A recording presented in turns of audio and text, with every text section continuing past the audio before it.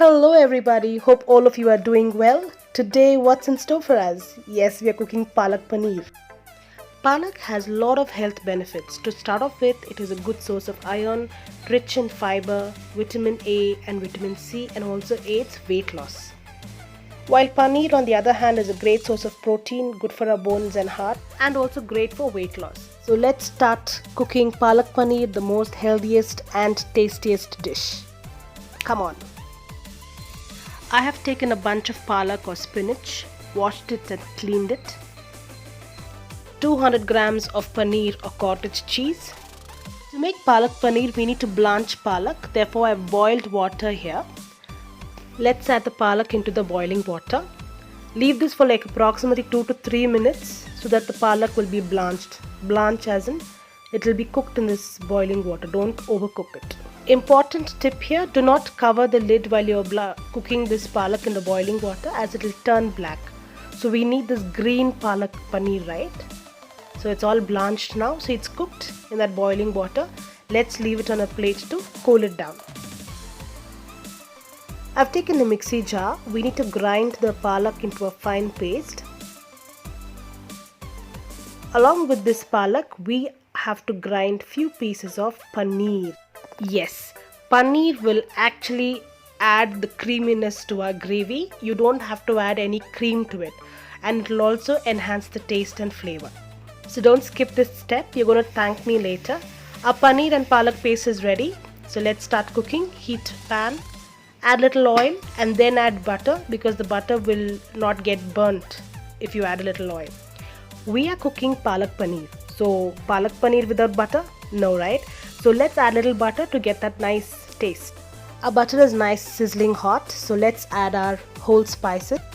I've taken 1 stick of cinnamon, 2 cloves and 1 cardamom.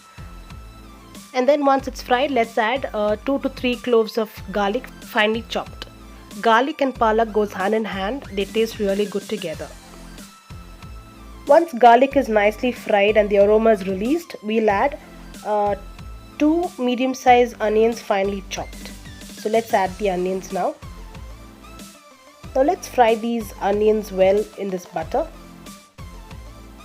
We need to fry this until it becomes soft and transparent or translucent. We shouldn't let this onions turn dark brown. So we add 1 teaspoon of salt so that the onion stays soft and it releases the moisture from it. So onions are cooked well. Let's add in our 2 medium-sized tomatoes finely chopped and fry them well in this onion and the oil. So once the tomatoes are nicely cooked in the onion, we add 1 tablespoon of ginger garlic paste. Saute well until the raw smell goes.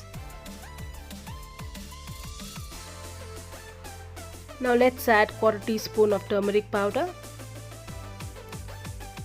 1 teaspoon of chili powder,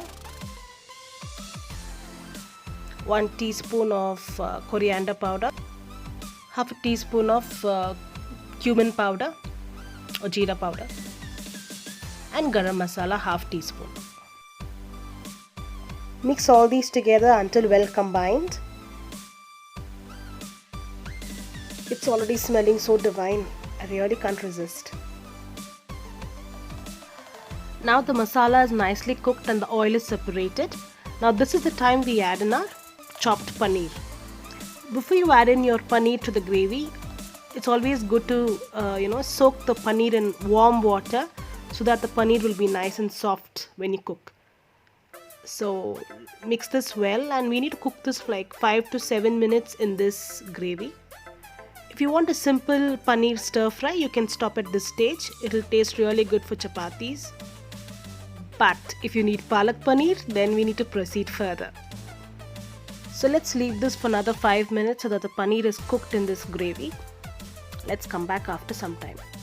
Don't add any water. Cook it on low flame. It's been 5 minutes now. Paneer is nice and soft. So let's add the palak mixture. What a bright green, right? Lovely. The last ingredient, mix this well in this palak gravy, and you can also do the taste testing to check if your spices and your salt is perfect. Feel free to add salt or add more spices in case you want it a little spicy. I'm adding 1 cup of water. I've added water into my jar and I'm just adding the same into my gravy. The reason is the sauce was a little thick. Now it depends on how thick you want your sauce. Don't make it too light or don't make it too thick. It should be in the right consistency. It should be like the perfect consistency for your rice or your rotis. Let's leave it to cook around 5 to 7 minutes again. So it's been 5 minutes now. The gravy is nicely thickened and cooked. The oil is also released from the gravy. So it's now time to serve. This will taste best with rotis and rice. Hope you all loved this video. Do try this and leave your comments below, and do like, share and subscribe. Bye bye.